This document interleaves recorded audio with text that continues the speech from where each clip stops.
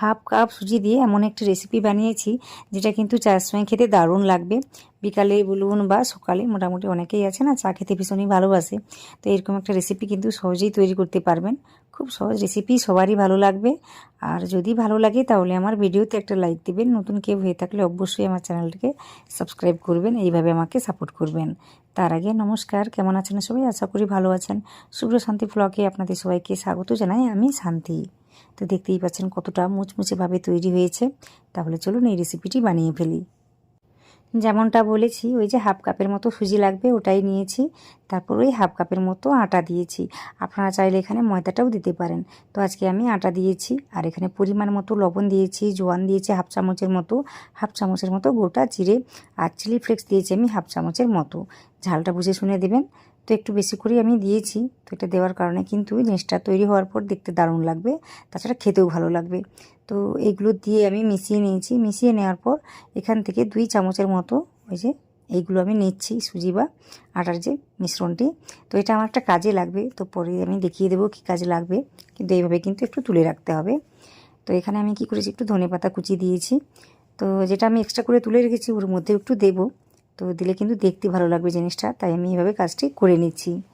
তো সব কিছুকে ভালোভাবে মিশিয়ে নিতে হবে। তাছাড়া এই যে মিশ্রণটা দেখছেন এর মধ্যে কিন্তু আরও কিছু জিনিস পড়বে। সব কিছুকে ভালোভাবে মিশিয়ে নেওয়ার পর এতে আমি 1 চামচের মতো তেল দেব। তেলটাকে দিয়ে ভালোভাবে মিশিয়ে নিতে হবে। আর এখানে যেহেতু আমি একটা ডো তৈরি করে নেব, সেই জন্য আমি হাত দিয়েই কাজটি করে নেব। তো দেখতেই পাচ্ছেন মোটামুটি হাত দিয়ে কাজটি করে নিচ্ছি। আর এটা কিন্তু এই নরম বা পাতলা করে মাখালে হবে না, খুব শক্ত করে ডোটাকে মেখে নিতে হবে। তো দেখতে পাবেন কীভাবে বা কী করে আমি মাখাই। তো দেখুন অল্প অল্প করে জল দিচ্ছি আর সুন্দর করে একটা ডো তৈরি করে নিচ্ছি। তো এইভাবে কিন্তু ডোটাকে তৈরি করে নিতে হবে। তো এটাকে কিছুক্ষণ রেস্টে রেখে দিলে কিন্তু আরও শক্ত শক্ত হয়ে যাবে। তো আপনারা দেখতে পাবেন কেন শক্ত করে মাখাতে হবে। তো দেখুন এখানে আমি অনেকগুলো মশলা অ্যাড করেছি গোটাই, যার কারণে একটু শক্ত করে মাখালেই ভালো, না হলে কিন্তু পরে ছেড়ে যাওয়ার ভয়টা থাকে, তাই একটু শক্ত করেই মাখাতে হয়। তো এইদিকে যে আমি আলাদা করে শুকনো ওই যে সুজি আর আটাটা রেখেছিলাম, ওর মধ্যে আমি একটু জল দিয়ে সুন্দর করে পাতলা একটা ঘোল তৈরি করেছি। সাথে আমি 1 চামচের মতো তেল দিয়েছি। এটা দিতেও পারেন, আবার নাও দিতে পারেন। এটা দিলে কিন্তু দেখতে ভালো লাগে, তাছাড়া খেতেও ভালো লাগে, তাই আমি দিয়েছি। তো এইদিকে আমি কি করেছি, 2টো আলু আমি সেদ্ধ করে রেখেছিলাম। তো এটা হলেই আমার হয়ে যাবে। অল্প করে একটু আলু আমি রেখেছিলাম, এটা সেদ্ধ আলু, এটা নিয়েছি আমি। নেওয়ার পর একটু মেখে নিচ্ছি, একটু ম্যাশ করে নিতে হবে। ম্যাশ করে নেওয়ার পর এতে কিছু মশলা দিতে হবে। তো যেমন আমি এখানে দিয়েছি ওই যে লবণটা, পরিমাণটা বুঝে শুনেই দিতে হবে। তারপর এখানে ওই যে গরম মশলা আর জিরা গুঁড়োটা একসঙ্গে ছিল, ওটা আমি দিয়েছি ওই হাফ চামচের মতো। তারপর পেঁয়াজ কুচি, লঙ্কা কুচি, ঝালটা যে যতটা পছন্দ করে নিতে চান তো নিতে পারেন। তো এখানে আমি মোটামুটি 2টো লঙ্কা কুচি দিয়েছি, একটু ধনেপাতা কুচি দিয়েছি। সব শেষের আমি যেটা দিয়েছি সেটা হলো ওই আমচুর পাউডার। তো এটা দিলে কিন্তু দারুণ লাগে। তো ওটা না থাকলে একটু লেবুর রসও দিতে পারেন। সমস্ত মশলাকে এই আলুর সঙ্গে মেখে নিলেই কিন্তু আলুর পুরটি রেডি হয়ে যাবে। তো এদিকে মোটামুটি সুজির যে আমি ডোটা মাখিয়ে রেখেছি ওটাও আমার রেডি, এটাও রেডি। আর ওই যে আলাদা করে একটা ঘোল তৈরি করে রেখেছি সেটাও আমার রেডি। তো সব কিছু মোটামুটি রেডি হয়ে গিয়েছে। তো চলুন কাজটি আবার করে ফেলি, আসল কাজে ফেরা যাক। তো কী করেছি এখানে, ওই যে 10 থেকে 15 মিনিট পরে আপনাদের আমি দেখাচ্ছি।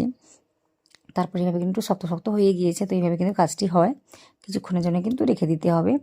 তো দেখুন এইভাবে শক্ত শক্ত করে মাখিয়ে নিয়েছিলাম। তো এটাকে আমি 2 ভাগে ভাগ করেছি, ভাগ করে নিয়ে সুন্দর করে একটা লেচি তৈরি করে নিচ্ছি। তো এটাকে আমি একটু বেলে নেব। তো বেলে নেওয়ার জন্য আমি ওই যে বেলনি চাকতিতে একটু আলাদা করে শুকনো আটা নিয়েছি। আটা নেওয়ার পর ওটাকে আমি বেলে নিচ্ছি। খুব কিন্তু পাতলা করে বেলবো না, মোটামুটি একটু পুরু রেখে কাজটি করব।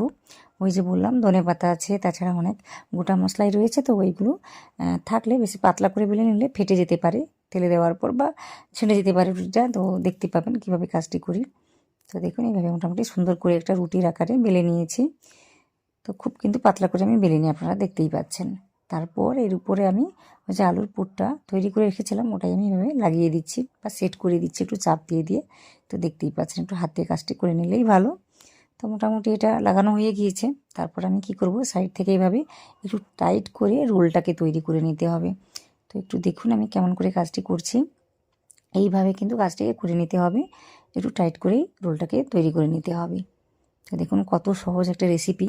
তাছাড়া দেখুন আমাদের বাড়িতে কিন্তু এই যখন তখন রুটি বানানোর ডোটা কিন্তু বেড়ে যায়। তো ওই ডোটা দিয়েও কিন্তু এত সুন্দর করে রেসিপিটি তৈরি করা যাবে। সেভাবে কিছু অসুবিধা হবে না।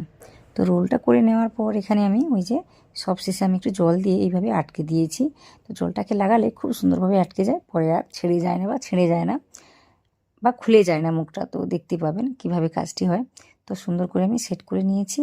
আর ওই দুই দিকে যে প্রান্তগুলো রয়েছে ওইগুলোকে আমি একটু আটকে নিচ্ছি। তো এমনিতেই আটকে যায়, না আটকালে একটু জল দিয়ে আটকে দিলেই কিন্তু হবে। তো মোটামুটি আমি আটকে দিয়েছি, খুব সুন্দরভাবে কাজটি হয়েছে। তো কাজটা হওয়ার পর আমি কী করেছি, একটা ছুরি নিয়েছি, ছুরিটাকে নিয়ে এইভাবে আমি কেটে নিচ্ছি। 1/2 ইঞ্চি মোটামুটি মাপ করে এভাবে আমি কেটে নিচ্ছি। তো দেখতেই পাচ্ছেন কীভাবে কাজটি হচ্ছে।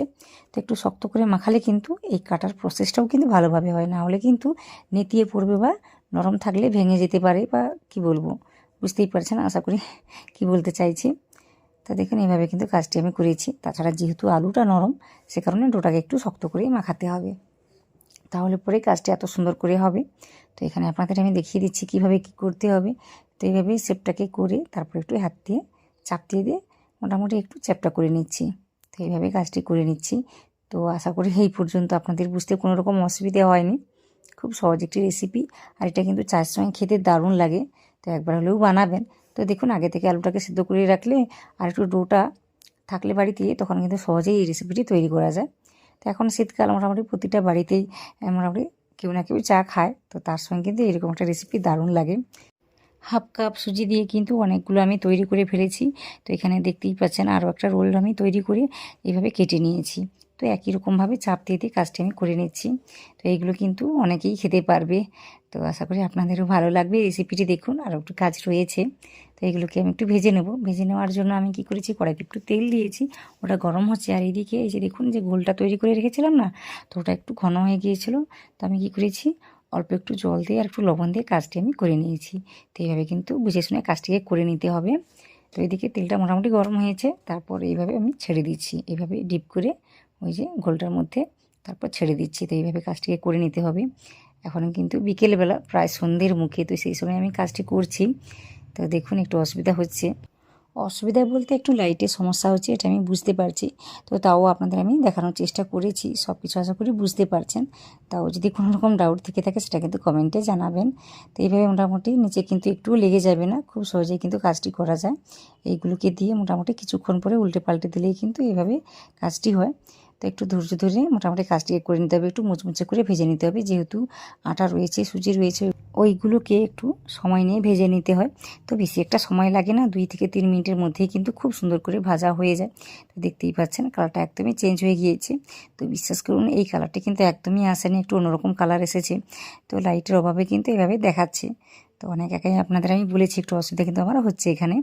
তো যাই হোক আপনাদের আমি দেখাতে পেরেছি। আমি আলুতে গিয়ে দেখিয়ে দিচ্ছি ঠিক কেমন হয়েছে দেখতে। তো বাকি যে কটা রয়েছে আমি একই রকমভাবে ভেজে নিচ্ছি। তেলটাকে কিন্তু ভালোভাবে গরম করে নিতে হবে, খুব বেশি গরম করা যাবে না, মোটামুটি মিডিয়াম হট হলেই হবে। তো এইভাবে আমি তেলটাকে গরম করে নিয়েছি। তারপর বাকি যা কিছু রয়েছে সমস্ত কটাই দিয়ে আমি ভালোভাবে ভেজে নিচ্ছি। ভেজে নিয়ে তারপর দেখাচ্ছি কেমন হয়েছে জিনিসটা। তো এইগুলোকে দেওয়ার আগে কিন্তু তেলটাকে ভালোভাবে পরিষ্কার করে নিতে হবে। ওই যে একটা খুন্তি দিয়ে বা হাতের কাছে যা থাকবে সেটা দিয়ে কিন্তু খুব সুন্দর করে তেলটাকে পরিষ্কার করে নিতে হবে, নাহলে কিন্তু এই যে রেসিপির গায়ে কিন্তু লেগে যাচ্ছে। আচ্ছা রেসিপি কেন বলছি, এগুলো কিন্তু বলতে পারেন স্ন্যাক্স, ওই যে চায়ের সাথে খাওয়ার জন্য স্ন্যাক্স বলতে পারেন। খুবই টেস্টি স্ন্যাক্স, সবারই কিন্তু ভালো লাগবে। তো রেসিপিটি একবার হলেও বানাবেন, খুব সহজ রেসিপি, সবাই কিন্তু বানাতে পারবে, সেভাবে কঠিন কিছু না। তো আশা করি আপনাদেরও ভালো লাগছে। যদি ভালো লাগে তাহলে আমার ভিডিওতে একটা লাইক দেবেন, নতুন কেউ হয়ে থাকলে অবশ্যই আমার চ্যানেলটিকে সাবস্ক্রাইব করে নেবেন। তো এইভাবে আমাকে সাপোর্ট করবেন। আর পাশে থাকা যে বেল আইকনটা থাকবে ওটাতে প্রেস করতে ভুলবেন না। তো এইভাবে আমাকে সাপোর্ট করবেন আর কমেন্ট করে জানাবেন আজকের রেসিপিটি কেমন হয়েছে আর কতটা মুচমুচে হয়েছে সেটা আপনাদের আমি দেখিয়ে দিচ্ছি। দেখুন কতটা সুন্দরভাবে মুচমুচে হয়েছে। তাহলে এই রকম রান্নাবান্না দেখতে চাইলে কিন্তু আমাকে কমেন্ট করে জানাতে হবে। আমার চ্যানেলে কিন্তু অনেক রকম রান্নাবান্না রয়েছে, সমস্ত রান্নাবান্নাই কিন্তু আমি খুব সহজ করে দেখিয়ে দেওয়ার চেষ্টা করি। তো আশা করি আপনাদের ভালো লাগবে। আশা করি আজকের ভিডিওটি আপনারা সম্পূর্ণ দেখেছেন। তো পুরো ভিডিওটি দেখে নেওয়ার জন্য আপনাদের ধন্যবাদ জানাই।